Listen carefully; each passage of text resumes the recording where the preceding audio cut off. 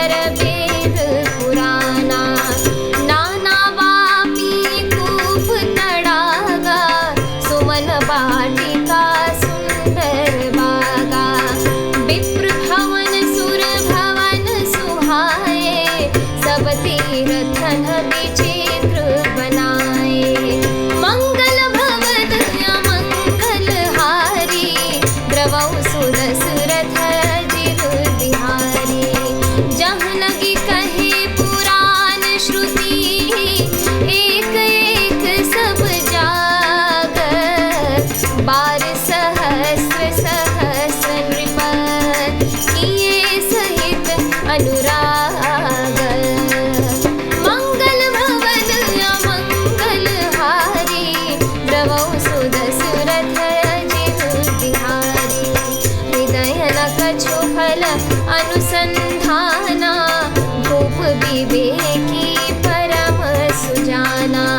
करई जे धर्म करम मन बानी, वासुदेव अर्पित नृप ज्ञानी।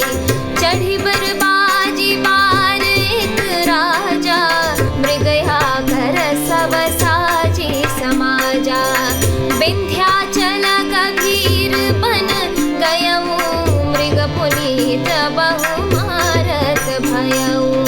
फिरत विपिन नृप दीख बराहु, जुन बन दुरेउ शशि ग्रसिराहु।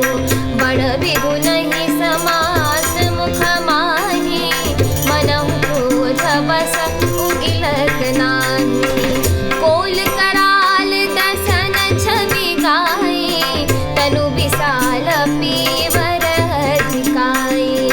घुर घुरात है आरौ पाए, चकित बिलोकत कान उठाए।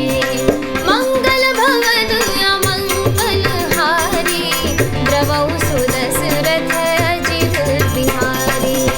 नीलमहीधर शिखर समान, देखि विशाल बराहु।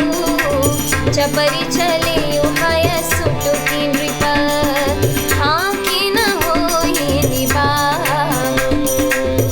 मंगल भवन अमंगल हारी, द्रवौ सुदशरथ जिरु बिहारी। अर्थात राजा भानु प्रताप का बल पाकर भूमि सुंदर कामधेनु यानी मनचाही वस्तु देने वाली हो गई। उनके राज्य में प्रजा सब प्रकार के दुखों से रहित और सुखी थी, और सभी स्त्री पुरुष सुंदर और धर्मात्मा थे। धर्मरुचि मंत्री का श्री हरि के चरणों में प्रेम था। वह राजा के हित के लिए सदा उसको नीति सिखाया करता था।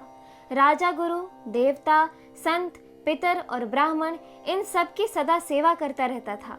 वेदों में राजाओं के जो धर्म बताए गए हैं, राजा सदा आदर पूर्वक और सुख मानकर उन सब का पालन करता था।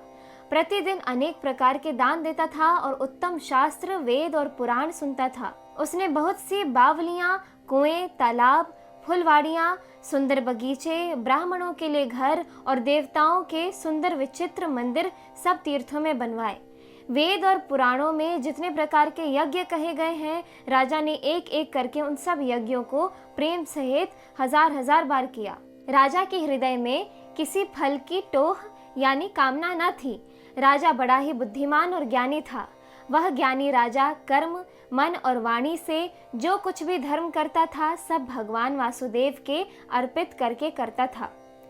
एक बार वह राजा एक अच्छे घोड़े पर सवार होकर शिकार का सब सामान सजाकर विंध्याचल के घने जंगल में गया और वहां उसने बहुत से उत्तम उत्तम हिरण मारे। राजा ने वन में फिरते हुए एक सुअर को देखा। दांतों के कारण वह ऐसा दिख पड़ता था मानो चंद्रमा को ग्रस कर मुंह में पकड़कर राहु वन में आ छिपा हो। चंद्रमा बड़ा होने से उसके मुंह में समाता नहीं है और मानो क्रोधवश वह भी उसे उगलता नहीं है। यह तो सुअर के भयानक दांतों की शोभा कही गई। इधर उसका शरीर भी बहुत विशाल और मोटा था। घोड़े की आहट पाकर वह घुरघुराता हुआ कान उठाए चौकन्ना होकर देख रहा था। नील पर्वत के शिखर के समान विशाल शरीर वाले उस सुअर को देखकर राजा घोड़े को चाबुक लगाकर तेजी से चला और उसने सुअर को ललकारा कि अब तेरा बचाव नहीं हो सकता। इस एपिसोड में इतना ही। आगे की कथा सुनने के लिए कृपया मेरे YouTube चैनल को ज़रूर सब्सक्राइब कर लें। धन्यवाद।